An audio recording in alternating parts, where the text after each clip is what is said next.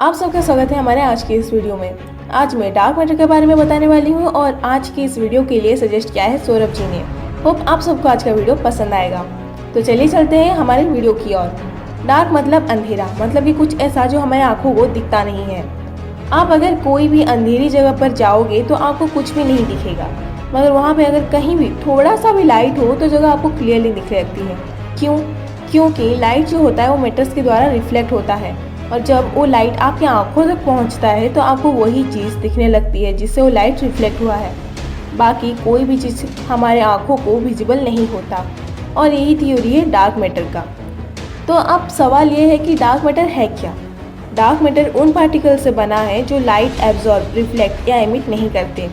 इसी वजह से उन्हें इलेक्ट्रोमैग्नेटिक रेडिएशन से भी डिटेक्ट नहीं किया जा सकता। डार्क मैटर डायरेक्टली दिखाई तो नहीं देते, मगर हम उन्हें ऑब्जर्व कर सकते हैं, वो भी इनडायरेक्टली। डार्क मैटर्स को पहले साइंटिस्ट मिसिंग मैटर भी कहते थे, क्योंकि ये कहाँ पर है और किस अवस्था में ये कोई भी नहीं जानता था। मैटर हमेशा लाइट एब्जॉर्ब करता है और रिफ्लेक्ट करता है, और जब ये लाइट एब्जॉर्ब करेगा तो एमिट भी करेगा। मगर डार्क पार्टिकल्स इससे पूरी तरह से अलग हैं। ये बेरियोनिक मैटर नहीं है। बेरियोनिक मैटर मतलब सिर्फ वो मैटर्स जो प्रोटॉन न्यूट्रॉन्स कैरी करते हैं। अब अगला सवाल ये है कि डार्क मैटर करता क्या है। डार्क मैटर्स इनविजिबल हैं, मगर ये विजिबल मैटर्स जैसे कि स्टार्स और अलग प्लैनेट्स के साथ ग्रेविटी के जरिए जुड़े हुए हैं। ये उन सारी चीज़ों को ग्रेविटी के जरिए जोड़े रखते हैं जो कि बेरियोनिक मैटर यानी प्रोटॉन एंड न्यूट्रॉन से बने हैं। डार्क मैटर्स को पहले फ्रिट्ज ज़ुईकी ने 1930 में ऑब्जर्व किया था। अब डार्क मैटर हमारे यूनिवर्स में है कितना? हमारे यूनिवर्स का 5% सिर्फ बेरियोनिक मैटर से ही बना है, 25% है डार्क मैटर्स एंड 70% है डार्क एनर्जी। मैं यहाँ पर डार्क एनर्जी के बारे में डिफाइन नहीं कर रही हूँ क्योंकि ये थोड़ा सा कंफ्यूजिंग हो जाएगा। इसके लिए मैं अलग से एक और वीडियो बना दूँगी जिससे कि आप इस चीज़ को ज़्यादा अच्छे से समझ पाओ। इसलिए अगर आपने ये चैनल सब्सक्राइब नहीं किया है तो प्लीज़ कर दीजिए ताकि आपको अगले वीडियो के बारे में पता चल पाए। अब चलते हैं हमारे डार्क मैटर की ओर। अब साइंटिस्ट ने डायरेक्टली तो डार्क मैटर को ऑब्जर्व नहीं किया है, मगर वो बहुत ही ज़्यादा कॉन्फिडेंट है इस सब्जेक्ट के ऊपर, क्योंकि उनके पास सबूत है गैलेक्सी के ऊपर काम करने वाले ग्रेविटेशनल फोर्स के बारे में। पर सवाल है क्यों? क्योंकि जब स्पेस में किसी भी चीज़ को आप सेंटर मानते हो तो उसके चारों ओर जो आसपास की चीज़ें होती हैं वो बहुत स्पीड से घूमती हैं, क्योंकि उनके ऊपर सेंट्रल ऑब्जेक्ट का ग्रेविटेशनल फोर्स काम कर रहा होता है। मगर सेंटर से बहुत दूरी पे जो ऑब्जेक्ट्स होते हैं वो बहुत ही धीरे घूमते हैं। मगर साइंटिस्ट ने ये ऑब्जर्व किया कि जो ऑब्जेक्ट्स गैलेक्सी के सेंटर के आसपास हैं और जो दूरी पर हैं उन सब का स्पीड तकरीबन एक दूसरे से समान है। ये सिर्फ तभी संभव हो सकता है जब कोई और ग्रेविटेशनल फोर्स भी गैलेक्सी के बाहरी तौर पर काम कर रहा हो। साइंटिस्ट ने ये थ्योरी निकाली कि डार्क मैटर्स हमारे पूरे यूनिवर्स में इधर उधर फैले हुए हैं, जिसकी वजह से ये पॉसिबल हो पा रहा है।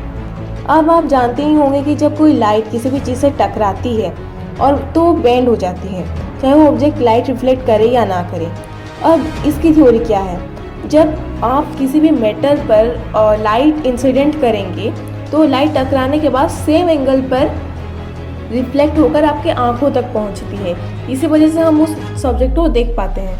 मगर अगर किसी सब्जेक्ट पे जब लाइट टकराएगी मगर वो थोड़ा सा बेंड होकर दूसरी ओर चली जाएगी तो आपको नहीं दिखेगी, क्योंकि वो आपके आंखों तक नहीं पहुंच रही है। इसी वजह से हम डार्क मैटर को देख नहीं पाते। और यही होता है गैलेक्सी में। हमारे यूनिवर्स में डार्क मैटर जहाँ भी होते हैं वहाँ पर रोशनी आकर टकरा जाती है और अपनी दिशा मोड़ लेती है, और इसी वजह से हम उसे देख नहीं पाते।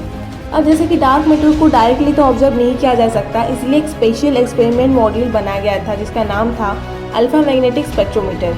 ये सन एक्सपेरिमेंट का हिस्सा है और इंटरनेशनल स्पेस स्टेशन में है। ये स्पेस में डार्क मैटर को और कॉस्मिक रे में जो एंटी मैटर होता है उन्हें डिटेक्ट करने के लिए बनाया गया था। जो लोग सन के बारे में नहीं जानते उनके लिए मैं बता दूं कि सन का मतलब है एक यूरोपियन ऑर्गेनाइजेशन जो कि न्यूक्लियर रिसर्च के लिए है। इसका फुल फॉर्म है European centre for nuclear research.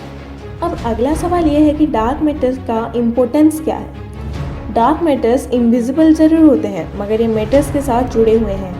ये हमारे पूरे यूनिवर्स के सिस्टम को जोड़े रखते हैं। कुछ लोग सोचते हैं कि डार्क मैटर ब्लैक होल का हिस्सा है, पर ये ऐसा नहीं है। ब्लैक होल एक अलग ही इवेंट होराइजन है। आसान भाषा में कहा जाए तो एक अलग सा ही डायमेंशन, जहाँ चीज़ें इसके अंदर क्रैश हो जाती हैं, यानी इसके अंदर चली जाती हैं। अगर कोई भी चीज़, इंसान, जीव, निर्जीव लाइट से ज़्यादा स्पीड से जाए तो ब्लैक होल में जाने से बच पाएगा। कुछ लोग ये भी पूछते हैं कि क्या डार्क मैटर से हमें सुपर पावर मिलती है, तो जवाब है कि नहीं, क्योंकि अभी तक डार्क मैटर के बारे में इतना ज़्यादा भी किसी को पता नहीं है कि कोई ये सोच पाए कि कितना कैपेबल है और ये क्या कर सकता है। ये इंसानों के लिए डायरेक्टली तो खतरनाक या हार्मफुल नहीं है, मगर जैसे कि आप जानते ही हैं ग्रेविटेशनल फोर्स के साथ ये बहुत ही ज़्यादा जुड़ा हुआ है। इसकी वजह से ये ग्रेविटेशनल फोर्स के साथ छेड़खानी करके इनडायरेक्टली किसी को भी हार्म कर सकता है, पर अभी तक इसके बारे में ज़्यादा कुछ पता नहीं चल पाया है। साइंटिस्ट्स अभी तक इसके बारे में रिसर्च कर रहे हैं। Anti matter, matters, black energy और बहुत कुछ, ये सब एक दूसरे से रिलेटेड हैं और फ्यूचर में हो सकता है इन सब के बारे में रिवील हो पाए। तो बस आज के लिए इतना ही। अगर आपको हमारा वीडियो पसंद आया है then please hit the like button and make the black thumb blue and subscribe to our channel for more interesting facts. और अगर किसी ऐसे टॉपिक में और किसी भी फैक्ट रिलेटेड टॉपिक के बारे में आपको जानना है तो प्लीज़ कमेंट बॉक्स में कमेंट कर सकते हैं। मैं अपनी पूरी कोशिश करूँगी उस टॉपिक को कवर और क्लियर करने के लिए। Thank you for watching.